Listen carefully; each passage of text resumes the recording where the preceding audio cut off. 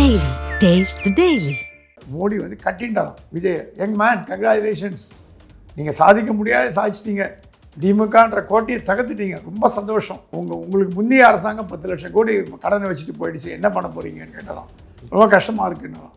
கவலைப்படாதீங்க, நாங்கள் உங்களை வஞ்சிக்க மாட்டோம், தமிழ்நாட்டு மக்கள் எனக்கு ரொம்ப வேணுங்கிறவங்க, நல்ல ஆட்சி தான் கொடுத்துருக்காங்க, பாஜக தோற்றத்தை பற்றி கூட கவலை இல்லை, நீங்கள் நல்லபடியாக ஆட்சி பண்ணுங்கள், சிறப்பாக ஆட்சி பண்ணுங்கள், உங்களுக்கு என்ன நிதி நியாயமாக தேவைப்படுறதோ நான் கொடுக்க சொல்கிறேன். நிர்மலா சீதாராமன் பேசுகிறேன், முடிஞ்ச அவங்களையும் பாருங்கள். உங்களுக்கு தமிழ்நாட்டுக்கு எந்த துரோகமும் நான் பண்ண மாட்டேன். திமுகட்ட ஜாகிரதையாக இருங்க அப்படின்னா, ரொம்ப கேர்ஃபுல்லாக இருங்க, அவங்களை நம்பாதீங்க. அவர் என்ன அர்த்தம் சொல்கிறாருன்னா, திமுக கூட்டணிகளை நம்பாதேன்னு சொல்லியிருக்கேன். அப்புறம் விஜய் சொன்னால் எனக்கு கொஞ்சம் உதவி வேணுங்க. நோ கண்டிப்பாக பண்ணுறேன். ஸோ அந்த மீட்டிங் வந்து நம்ம கிடைச்ச குறுகிய தகவலின்படி ரொம்ப சுமூகமாக நடந்தது. ஸோ விஜய்க்கு சேலஞ்ச் அதிகமாக இருக்கான்னு அதிகமாக இருக்குது. அதற்கு மோடி கை கொடுப்பாருன்னா கை கொடுப்பார். இதில் வந்து அருண் ஐபிஎஸ் அவர்கள் மேலே பல்வேறு குற்றச்சாட்டுகள் வந்து இருந்தது. இப்போ அந்த ஒரு துறையை வந்து கொடுத்துருக்காங்க அவருக்கு. Department of vigilance anti corruption ஒரு அன்லிமிட்டெட் பவர்ஸ் உள்ள ஒரு துறை. திரும்ப தான் மெயின் ரீசன் இதில் இவரை கொண்டு வந்து அருணை கொண்டு வந்து இப்போ என்ன சொல்கிறாங்க, திரும்ப ஆட்சி நடத்துகிறாரா விஜய் ஆட்சி நடத்துகிறாரா? ஆனால் இந்த இவரை பற்றி புகார்கள் சிபிஐ வந்து மத்திய அரசாங்கம் அமித்ஷா டேபிளில் இருக்குது. ஒரே ஒரு கேள்வி, சிம்பிள் கேள்விங்க, நகர் மேலே எஃப்ஐஆர் போட சொல்லி ஹைகோர்ட் ஆர்டர் போட்டது. இப்போ விஜயோட லிட்மஸ் டெஸ்ட், ஆசிட் டெஸ்ட் என்னென்னா, நகர் மேலே எஃப்ஐஆர் போடுவாங்களா மாட்டாங்களா அப்படின்ற முதல் கேள்வி. ஏன்னா கோர்ட் ஆர்டர், அருண் அந்த இடத்துல இருக்காரு. இப்போ வந்து திமுகவை காப்பாற்றுறதுக்கு அருண் வழியா திருமா வழியா ஸ்டாலின் முயற்சி பண்ணுறாரா?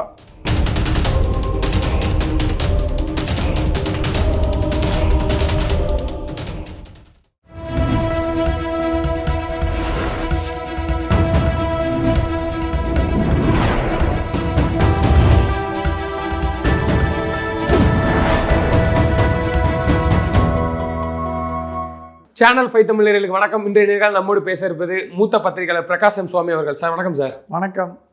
சார், திரு விஜய் அவர்கள் வந்து டெல்லி பயணம் முடிச்சுட்டு மோடி அவர்களை சந்தித்து மீண்டும் தமிழ்நாடு இல்லத்துக்கு வந்தடைந்தார். எப்படி பார்க்குறீங்க, நடந்தது என்ன சார்?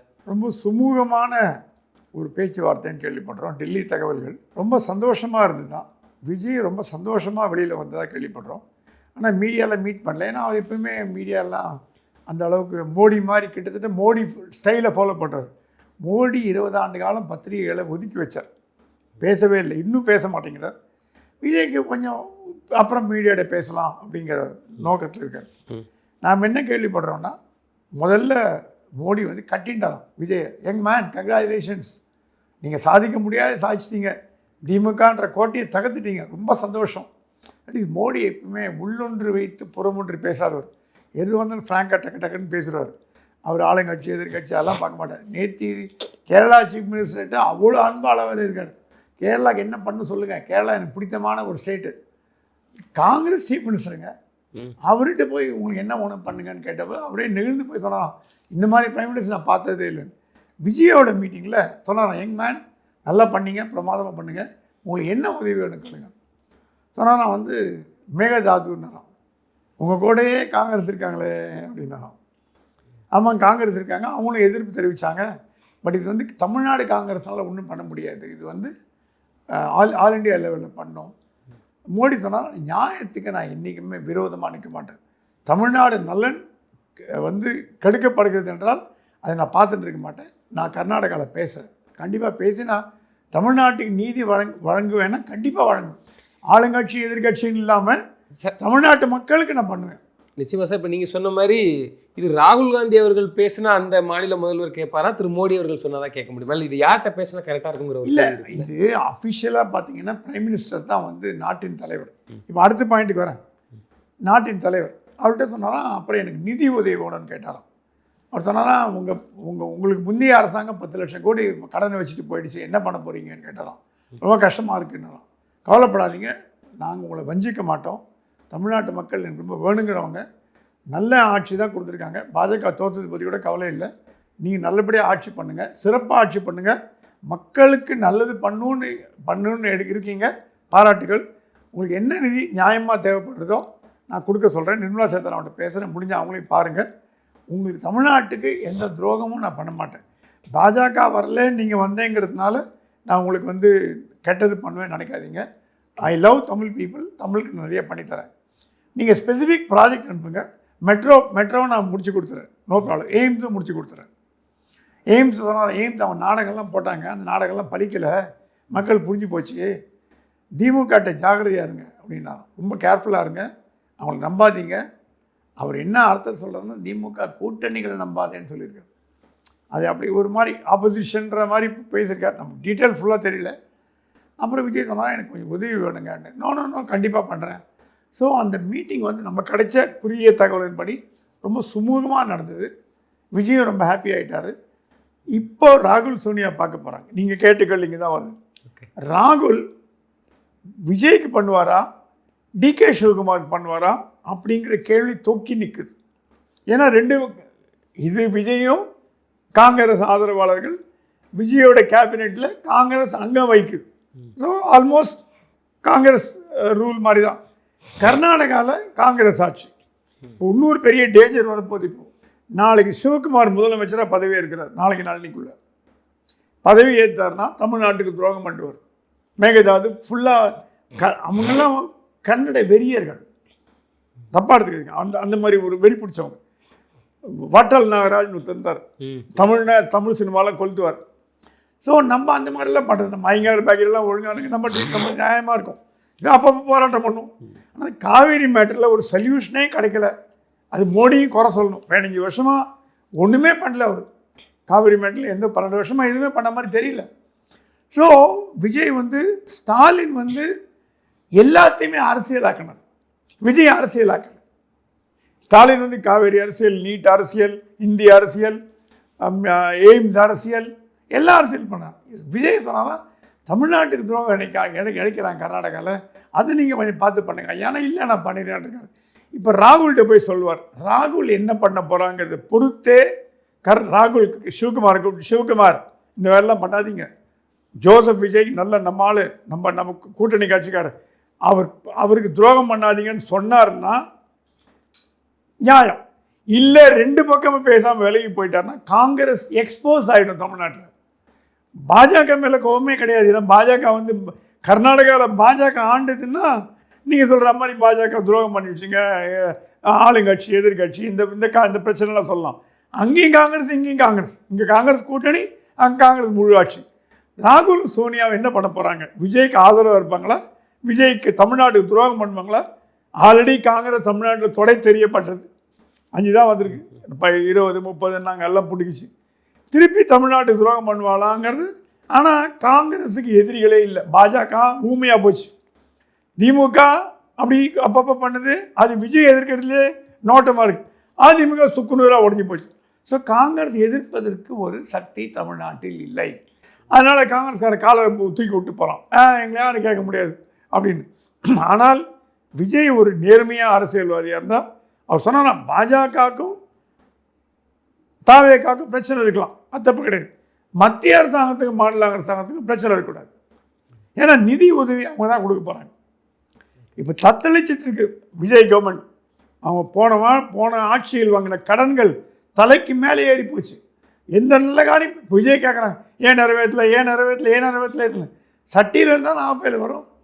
விஜய் இதுக்கு முன்னாடி முதலமைச்சராக இருந்து பழகப்பட்டதுனால அவங்க ஓரளவு தெரிஞ்சிருக்கோம். ஃபஸ்ட் டைம் முதலமைச்சர்.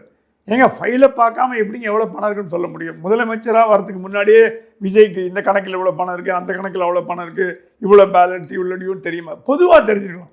இப்போ ஆட்சி கட்டில் உட்காந்து காலைல 9:30 மணிக்கு வராரு, 8:30 மணி வரைக்கும் வேலை செய்கிறார். எல்லா மந்திரி 10 மணிக்கு தான் ஊட்டிக்கு போகிறாங்க, சாப்பாடு தண்ணியில் உட்காந்துருக்காங்க.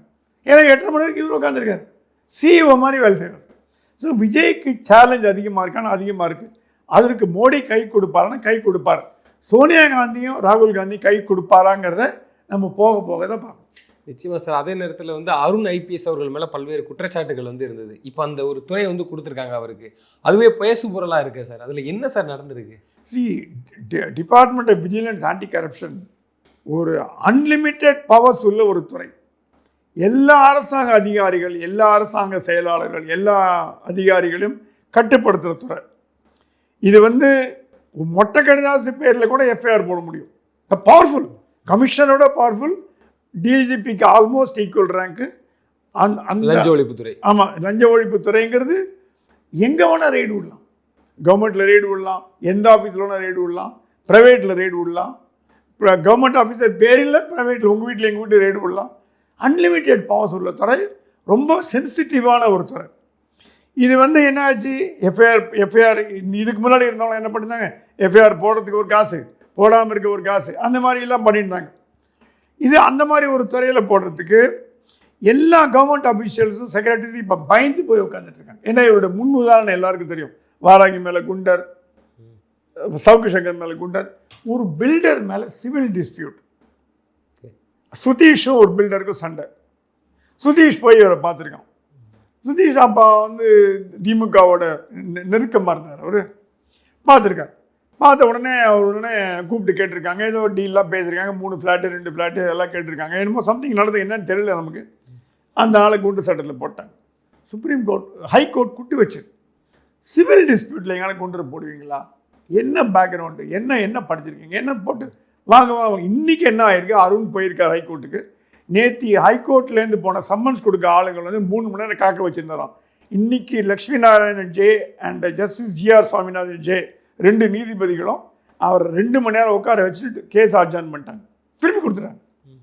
இப்படிப்பட்ட ஒரு புகழ் பெற்றவரை ஏன் நியமித்தார் விஜய்னு யாருக்கும் தெரியல.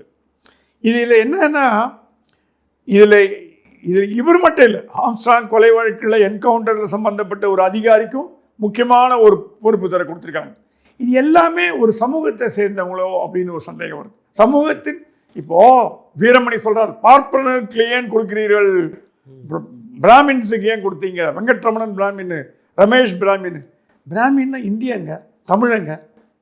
அப்படி பார்த்தீங்கன்னா நீங்கள் உங்கள் திராவிட கழக அடுத்த தலைவர் ஒரு பட்டியலில் மக்கள் கொடுப்பீங்களா? நீங்கள் செய்யாத அன்புக்கு தானே கொடுக்குறீங்க. நீங்கள் செய்யாத சமூக நீதியை திரு விஜய் அவர்கள் செஞ்சார். உண்மையான சமூக நீதி. பாப்பாத்தியை போய் சமூக நீதி காத்த வீராங்கன்னு சொன்னீங்களே, ஏன்னா அவங்க யூனிவர்சிட்டியை பிடுங்க தான் இருந்தாங்க. இதுவே ஒரு சமூக நீதி தானே. அது என்ன சமூக நீதி தான். விஜய் சமூக நீதி காக்கிறார். எந்த அரசாங்கத்தில் 8 பட்டியலில் மக்கள் கொடுத்துருக்காங்க? இந்தியாவே பாராட்டுதுங்க. நீங்கள் விஜய் நோக்கம் நல்லதோ கெட்டதோ பப்ளிசிட்டி அது வேறு விஷயம். 8 பட்டியலில் மக்களுக்கு என்ன, அதுவும் தனபால் பையனுகள் என்ன registration department, Lokesh registration department. சும்மா ஆதி திராவிட நலத்துறை, பிற்பட்டோர் நலத்துறை, சமூக நலத்துறை. பெண்களுக்கு எப்பவுமே தமிழ்நாட்டில் கீதா ஜீவன் மாதிரி சமூக நலத்துறை, அதுக்கு மேலே யாருமே வந்ததில்லை. இண்டஸ்ட்ரி மினிஸ்ட்ரி கொடுத்துட்டார் கீர்த்தனா, பவர்ஃபுல் துறை. அந்த அம்மா அப்படி ஹேண்டில் பண்ணுது. ஸோ என்ன சொல்ல வரேன்னா, அதிகாரிகள் நியமனத்தில் விஜய் கரெக்டாக இருந்தார், இது வரைக்கும் கரெக்டாக இருந்திருக்காரு. இந்த 2 அதிகாரிகள் மேட்டரில் சொதப்பிட்டாரோன்னு ஒரு ஃபீலிங் வருது. இதை விட என்னென்னா, இதுக்கு பின்பு பார்த்தீங்கன்னா பெரிய பலம் திருமா, ஏவா வேலு, செந்தில் வேலை ஒரு சைடில் இந்த பேக் பண்ணுறாரு, ஜான் ஆரோக்கியசாமி, கலைன்ற ஒருத்தர், மார்டின் ஃபேமிலி, ஜனநாயகன் தயாரிப்பாளர், கேவிஎன் ப்ரொடக்ஷன்ஸு, அதிகாரிகள், அப்புறம் திருமா தான் மெயின் ரீசன். இதில் எதுக்கு இவரை அருணை கொண்டு வந்துருக்கு. இப்போ என்ன சொல்கிறாங்க, திருமா ஆட்சி நடத்துகிறாரா விஜய் ஆட்சி நடத்துகிறாரா அப்படின்னு ஒரு கேள்வி வருதா இல்லையா? வருது. ஏன்னா வெளியிலேருந்து திருமாவுக்கு இன்னும் கூட வன்னி அரசு அமைச்சரானது ஒத்துக்கலை. இவர் எம்பி, அவர் மந்திரி ஆகிட்டார். விசிகா உடஞ்சி போச்சு. ஆளூர் ஷானவாஸ், பனையூர் பாலு எல்லாம் வெளியில் வந்துட்டாங்க. பாதி பேர் வெளில வந்தாச்சு. அப்புறம் பாலாஜி எல்லாம் வெளியில் வந்தாச்சு. ஸோ கட்சியும் தாறுமாறாக போயிடுச்சு. அது இல்லாமல் ஆதவர்ஜனா ரொம்ப கிளவராக தேர்தலுக்கு முன்னாடி ஒரு வியூகம் அமைச்சு பட்டியலின வாக்களை அப்படியே விசில் கொண்டு வந்துட்டார். ஸோ விசிகேவோட பலம்லாம் சுருங்கி போச்சு. அந்த ரவிக்குமாரே அகேன்ஸ்ட் ஆகிட்டார். ரவிக்குமார் சொன்னார், நான் மந்திரியால் வன்னியரசு மந்திரி என் உள்ளுக்குள்ள ஆட்சிக்கிறாங்க எல்லாம். இது ரொம்ப நாளைக்கு தாங்காதுங்க. இந்த காங்கிரஸ் தவிர காங்கிரஸில் திறமையான விஸ்வநாதன்லாம் நல்ல படித்தவர், எம்பியாக இருந்தவர். அவருக்கு கொடுக்கப்பட்ட கல்வித்துறை நியாயமானது. காங்கிரஸ் பிடிக்கிறதோ பிடிக்கல வேறு விஷயம். கல்வித்துறை நியாயமானது, அவர் சிறப்பாக பண்ணுறார். ராஜேஷ்குமாரும் பண்ணுறார். இவன் மீத்தி கட்சிகள்லாம் பார்த்தீங்கன்னா உள்ளுக்குள்ளே அடிச்சுக்கிறாங்க. இப்போ ஐயுஎம்எல்ல ஜெவஹர்லாம் சொல்கிறாராம், நான் தனி கட்சியில் தனி சிம்பிளில் போட்டு போடுறேன், எனக்கு ஒரு சீட் கிடச்சிருக்கோம். இப்போ நான் ராஜினாமா பண்ணிட்டு நான் தனி கட்சியில் போட்டி போடுறேன், தனி சிம்பிளில் போட்டி போடுறேன், விஜய் எனக்கு ஹெல்ப் பண்ணுவார கேள்வி அவர் தூண்ட ஆரம்பிச்சார். ஸோ திமுக கூட்டணி கலகலத்து போச்சு. யாருமே இல்லை திமுகவோட, எல்லாம் போச்சு. அதே நேரத்தில் சொல்கிறாங்க, இவர் தான் எல்லோரும் அமுச்சு வச்சுருக்காருங்க அப்படின்ற மாதிரி. ஸோ இது என்ன ஆகி போச்சு, வன்னியரசு அமைச்சரானது பாமகவில் எதிர்ப்பு ஜாஸ்தியாக போச்சு. இது பிஜேபி கள்ள மௌனம் காக்குது. ஒன்றுமே பண்ணல, வாயே திறக்க மாட்டேங்குது. இந்த பக்கம் பேச மாட்டேங்குது, அந்த பக்கம் பேச மாட்டேங்குது. கட்சி இருக்கா இல்லையானே தெரில. இப்போ எதிர்கட்சிங்கிறது ஓரளவுக்கு திமுக தான், வேறு எந்த எதிர்கட்சி. விஜய் கொடுத்து வச்சவர் எதிர்கட்சி எல்லாம் பண்ணிட்டார். பாஜகவும் போச்சு, அதிமுகவும் போச்சு, திமுக உள்கட்சி மோதல். அங்கே இப்போ ஸ்டாலினுக்கும் கனிமொழிக்கும் ஒரே பிரச்சனை ஓடிட்டு இருக்கு. யார் செயல் தலைவராக கொடுன்னு கேட்டிருக்காங்க. கனிமொழி அந்த நாடார் குரூப்லாம் கேட்டிருக்காங்களாம், கனிமொழி செயல் தலைவராக்குங்க. ஏன்னா அப்பா பிள்ளை மட்டும் கட்சி நடத்துவீங்களா? கனிமொழி சொன்னாங்களா, எங்கள் அப்பா அங்கே கலைஞர், உங்களுக்கு எப்படி அப்பா, எனக்கு அப்பா. முதல் தான் ரெண்டாவது தானே வேறு விஷயம். என்னோட அப்பா, எங்கள் அப்பா வளர்த்த கட்சியை கண் முன்னாடி அழியிறது நான் பார்க்க மாட்டேன். இப்போ சபரீசனுக்கு கனிமொழி ஒன்றா சேர்ந்துட்டாங்க, சேர்ந்து அப்பா மகனுக்கு எதிராக போராட்டம் பண்ணுறாங்க. ஸோ திமுகவில் உள்கட்சி போராட்டம் அவங்க ஒரு மாதிரி ஓடிட்டுருக்காங்க. ஸோ இப்போ என்ன ஆகி போச்சுன்னா, பனையர் பாபு, ஆலு ஷானிவாஸ், பாலாஜி இவங்கெல்லாம் வந்து அப்போஸ் பண்ண உடனே திருமாவுக்கு வந்து எப்படியாவது கவர்மெண்ட்டை கண்ட்ரோல் பண்ணி நம்ம கண்ட்ரோலில் வச்சுக்கணும். இல்லாட்டி நான் தான் இந்த கவர்மெண்ட்டை ரன் பண்ணுறேன். ஸ்டாலின் எப்படி சொன்னார், எங்கள் திராவிட மாடல் ஆட்சி நடக்குதுன்னார். அப்போ ஏன் வெளிநாடு பண்ணீங்கன்னு ஒரு கேள்வி வந்தது. ஆதரிக்க வேண்டியதானே? ஆதரிச்சா திமுக ஒன்றும் எல்லாம் போடும். ஆனால் இன்டைரக்டாக கண்ட்ரோலில் பார்க்குறாரு. அதுக்கப்புறம் வரேன். ஸோ இந்த மாதிரியான ஒரு சூழ்நிலையில் விஜய்க்கு மத்திய அரசாங்கத்தின் ஆதரவு தேவை. ஆனால் மத்திய அரசாங்கம் முதல்லேருந்து அவருக்கு ஆதரவு கொடுத்து வருதுன்னு எவ்வளோ பேருக்கு தெரியும் தெரியாது. கவர்னரை கூப்பிட்டு சொன்னாங்களாம், அந்த 108 எம்எல்ஏவை ஜாக்கிரதையாக பாதுகாத்துங்க, அர்லேக்கரை கூப்பிட்டு அவரை ஸ்வேரிங் பண்ண வச்சுருங்க. ஏன்னா மத்திய அரசாங்கம் நினச்சேன்னா ஒரு நிமிஷத்தில் அவர் முதலமைச்சர் ஆக்காம பண்ணியிருக்கலாம். மோடி சொன்னாராம், ஒரு யங் மேன் டிஎம்கே அவர் டெமாலிஷ் பண்ணிட்டார், தூள் தூளாக்கிட்டார், அவர் முதலமைச்சர் ஆகட்டும், பார்க்கலாம் என்ன. இப்போ அவருக்கு தெரிஞ்சு போய் தமிழ்நாடு பிஜேபி ஜென்மத்துக்கு ஆட்சிக்கு வராதுன்னு தெரியும், அதிமுக உடஞ்சி போச்சுன்னு தெரியும். விஜயாவது அவருக்கு என்ன டிஎம்கே எதிர்க்க ஆள் வேணும், விஜய் எதிர்த்து போகிறாரு.